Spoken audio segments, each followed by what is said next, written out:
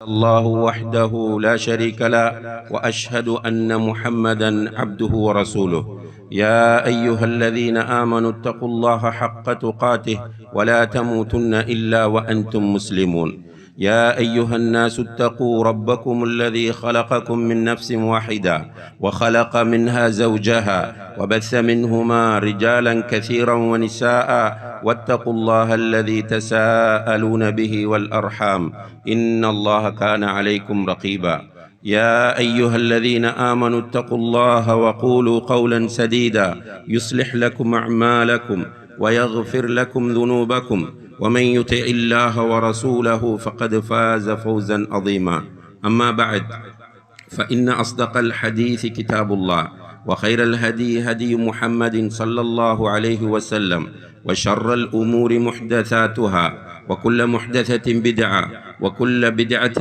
ضلالة وكل ضلالة في النار.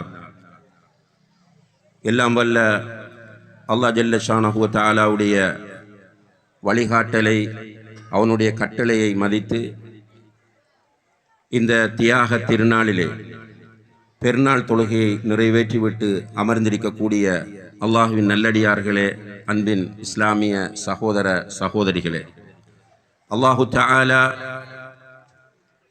நல்லடியார்களுக்கு தயார் செய்து வைத்திருக்கின்ற சுவர்க்கத்தின் மீது ஆசை வைத்தவர்களாக அவன் ஏவியவற்றை எடுத்து நடப்பதன் மூலமும் அவன் பாவிகளுக்கும் காஃபிர்களுக்கும் தயார் செய்து வைத்திருக்கின்ற நரகத்தை பயந்தவர்களாக அவன் தடுத்தவற்றை முற்றுமுழுதாக தவிர்ந்து கொள்வதன் மூலமும் அல்லாஹுவை தக்வா செய்து கொள்ள வேண்டும் என்று எனக்கும் உங்களுக்கும் நினைவூட்டிக் கொள்கிறேன். கண்ணியத்திற்குரிய பெரியோர்களே, சகோதர சகோதரிகளே, அல்லாஹுடைய பேரருளால் உலகத்தின் எல்லா இடங்களிலும் இருந்தும் புனித ஹஜ் கடமையை நிறைவேற்றுவதற்காக சுமார் 17 லட்சத்திற்கு மேற்பட்ட ஹாஜிகள் புனித மக்கமா நகருக்கு சென்று அவர்களுடைய ஹஜ் வணக்கத்திலே ஈடுபட்டு கொண்டிருக்கிறார்கள். அதே நேரத்தில் கோடிக்கணக்கான முஸ்லிம்கள் அவர்களுடைய ஈதுல் அத்ஹா பெருநாளை உலகெங்கிலும் கொண்டாடி கொண்டிருக்கிறார்கள். அல்ஹம்துலில்லாஹ். இந்த ஈதுல் அத்ஹா என்கிற தியாக திருநாள் ஒரு குடும்பத்தின் வரலாற்றை உலகத்திற்கு நினைவுபடுத்தக்கூடிய ஒரு பெருநாளாக இருக்கிறது. அந்த குடும்பம்தான் இப்ராஹிம் அலைஹிஸ்ஸலாம் அவர்களுடைய குடும்பமாகும். இந்த உலகத்தில் பல நபிமார்கள் ரசூல்மார்கள் வந்திருக்கிறார்கள். அவர்களிலே மிக முக்கியமான ஒருவராக உலுல் அஸ்ம் என்ற திட உறுதி பூண்ட 5 ரசூல்மார்களில் ஒருவராக இப்ராஹிம் அலைஹிஸ்ஸலாம் அவர்கள் அடையாளப்படுத்தப்படுகிறார்கள். இந்த இப்ராஹிம் அலைஹிஸ்ஸலாம் அவர்களை அல்லாஹு தஆலா தன்னுடைய ஹலீலாக உற்ற நண்பனாக தேர்வு செய்து கொண்டதாக நபிகள் நாயகம் ஸல்லல்லாஹு அலைஹி வஸல்லம் அவர்கள் சொல்லுகிறார்கள். இப்படிப்பட்ட இப்ராஹிம் அலைஹிஸ்ஸலாம் அவர்கள் ஒரு சந்தர்ப்பத்தில் தன்னுடைய மனைவி ஹாஜரையும் அவர்களுக்கு கிடைத்த குழந்தை இஸ்மாயில் அலைஹிஸ்ஸலாம் அவர்களையும் அழைத்து கொண்டு ஷாமிலிருந்து மக்காவுக்கு போகிறார்கள்.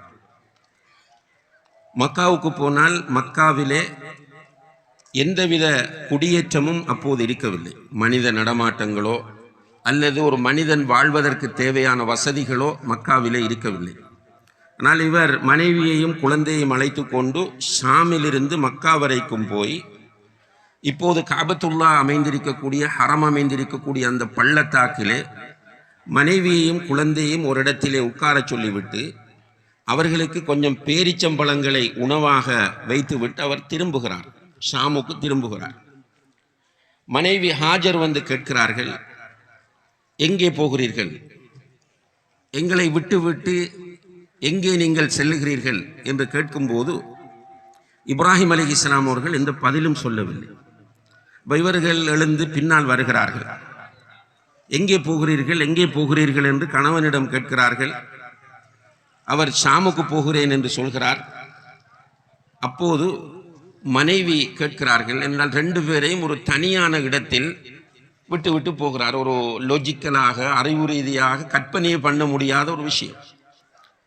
அந்த நேரத்தில் அவர்களுடைய மனைவி கேட்டார்கள், அல்லாஹு அமரக பிஹாதா, இப்படி எங்கள் 2 பேரையும் இந்த இடத்திலே தன்னம் தனியாக விட்டு போகுமாறு அல்லாஹுதான் உங்களுக்கு ஏவினானா என்று கேட்டார்கள். இப்ராஹிம் அலைஹிஸ்ஸலாம் அவர்கள் ஆம் என்று சொன்னதும் ஹாஜர் அவர்களிடமிருந்து வருகிற பதிலை பாருங்கள். இதன் லையுதைய அனா, அல்லாஹ் உங்களை இந்த இடத்தில் எங்களை விட்டு போகுமாறு சொல்லி இருந்தால் அல்லாஹ் எங்களை கைவிட மாட்டான், நீங்கள் தாராளமாக போங்கள் என்று அனுப்பி வைத்தார்கள். இப்ராஹிம் அலைஹிஸ்ஸலாம் அவர்கள் போய் திரும்ப அல்லாஹுடைய உத்தரவின் பேரில் திரும்பி வருகிறார்கள். மகனும் வளர்ந்திருக்கிறார்.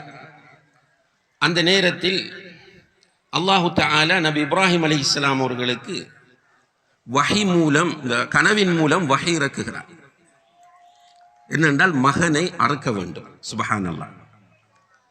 இப்ராஹிம் அலைஹிஸ்ஸலாம் அவர்கள் தன்னுடைய மகனை அழைத்து சொன்னார்கள், யா புனைய இன்னி அரா ஃபில் மனாமி அன்னி அத்பஹுக், என்னுடைய அன்பு மகனே, செல்ல மகனே, உன்னை அறுக்க வேண்டும் என்று அல்லாஹ் எனக்கு கனவின் மூலம் சொல்லி இருக்கிறான். ஃபந்துர் மாதா தரா, நீ என்ன சொல்லுகிறாய் என்று கேட்டார்கள். இஸ்மாயில் அலைஹிஸ்ஸலாம் அவர்கள் ஒரு வளர்ந்து வருகிற சிறுவர். அவர் உடனே தந்தையிடத்தில் சொன்னார், யா அபதி ஃபஅல் மா துமர், என்னுடைய தந்தையே, என்னுடைய அருமை தந்தையே, உங்களுக்கு ஏவப்பட்டதை நீங்கள் செய்யுங்கள். சதஜிதுனி இன்ஷா அல்லாஹு மினஸ் சாபிரீன், என்னை நீங்கள் பொறுமையாளர்களில் ஒருவராக பெற்றுக்கொள்வீர்கள், கண்டுகொள்வீர்கள் என்று சொன்னார். இப்ராஹிம் அலைஹிஸ்ஸலாம் அவர்கள் இப்போது மகனை அழைத்து கொண்டு அறுக்கிற இடத்திற்கு செல்லுகிறார். சென்று மகனுடைய கழுத்திலே கத்தியை வைக்கும் போது அல்லாஹு தஆலா இப்ராஹிம் அலைஹிஸ்ஸலாம் அவர்களுக்கு மீண்டும் வஹி இறக்குகிறான். இப்ராஹிமே, நீ கனவை உண்மைப்படுத்தி விட்டாய், எனவே நீ உன்னுடைய மகனை அறுக்க தேவையில்லை. வஃபதைனாஹு பிதிப்ஹின் அதீம், அதற்கு பதிலாக ஒரு மகத்தான குர்பானியை நாம் அவருக்காக கொடுத்தோம் என்று அல்லாஹு தஆலா அல் குர்ஆனிலே சொல்லி காட்டுகிறான். அன்புள்ள சகோதர சகோதரிகளே, இது ஒரு பெரிய வரலாறு. சஹீஹுல் புகாரி உட்பட பல்வேறு ஹதீஸ் கிரந்தங்களிலே இது பதிவு செய்யப்பட்டிருக்கிறது. இந்த இடத்திலே ஒவ்வொரு வருடமும் துல்ஹஜ் மாதம் ஹஜ் கடமையை நிறைவேற்றுகிறவர்களும், அதே போல துல்ஹஜ் மாதம் 10வது நாள் ஈதுல் அத்ஹா பெருநாளை கொண்டாடுகிறவர்களும் இந்த குடும்பத்தின் அடையாளங்களை பின்பற்றி அவர்களை நினைவு கூர்ந்து கொண்டிருக்கிறார்கள். இதற்காக வேண்டித்தான் அல்லாஹு தஆலா இந்த ஈதுல் அத்ஹா என்கிற பெருநாளை நமக்கு தந்தான். உண்மையிலே இந்த அற்புதமான வரலாறு நம்முடைய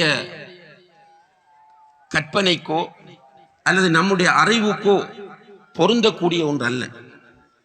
எந்த மனிதனும் இல்லாத ஒரு ஊருக்கு நீ உன்னுடைய குடும்பத்தோடு போக வேண்டும் என்று அல்லாஹ் சொன்னபோது எந்த கேள்வியும் பார்வையும் இல்லாமல் இப்ராஹிம் அலைஹிஸ்ஸலாம் அவர்கள் அழைத்து கொண்டு போகிறார்கள். விட்டு திரும்ப வேண்டும் என்று சொன்னபோது உடனே அந்த கட்டளைக்கு கட்டுப்பட்டு விட்டு திரும்புகிறார்கள். மனைவி என்ன கேட்கிறார்கள்?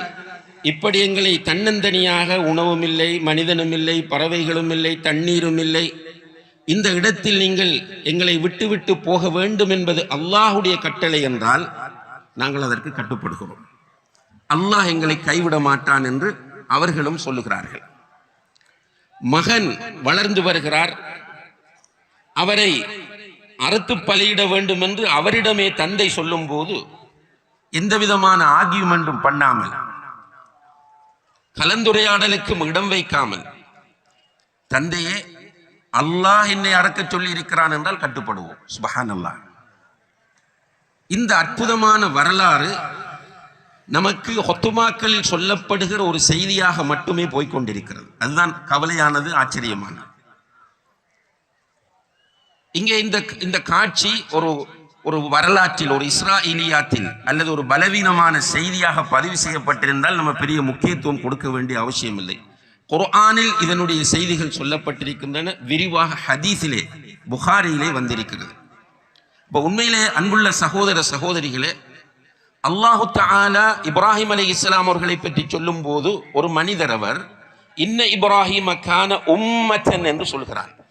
இப்ராஹிம் ஒரு சமுதாயமாக இருந்தார் என்று சொல்கிறார்.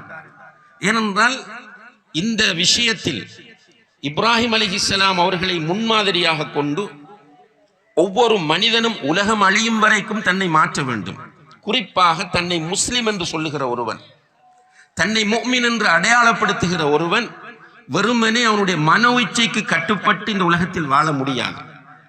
அவனுக்கென்று வழிகாட்டப்பட்டிருக்கிறது குர்ஆன், சுன்னா. இந்த அடிப்படையில் அவன் வாழ்ந்தால்தான் வெற்றி. இந்த உலகத்திலே நாம் படைக்கப்பட்டிருப்பது கண்ணியத்திற்குரிய சகோதர சகோதரிகளே வீணாக அல்ல, அல்லது இந்த உலகத்தில் பொருளாதாரத்தை தேடி அனுபவிப்பதற்காகவும் நாம் படைக்கப்படவில்லை. ஆனால் இது நமக்கு பெரிய அளவுக்கு புரியக்கூடியதாகவும் இல்லை. பெரும்பாலான மக்கள், இன்றைக்கு 900 கோடி மக்கள் உலகத்திலே வாழுகிறார்கள் என்றால் இதில் சுமார் 700 கோடி பேர் அல்லாஹ்வை நிராகரிக்கிறார்கள். சுமார் 200 கோடி மக்கள் நாங்கள் அல்லாஹ்வை ஏற்றிருக்கிறோம் என்று சொல்கிறார்கள். இந்த அல்லாஹ்வை ஏற்றிருக்கிறோம் என்று சொல்லுகிற 200 கோடி மக்களில் எத்தனை பேர் இப்ராஹிம் அலைஹிஸ்ஸலாம் அவர்கள் காட்டி தந்த முறையில் முஃமின்களாக வாழுகிறார்கள் என்று கேட்டால் அவரவர் தான் பதில் சொல்லிக் கொள்ள வேண்டும்.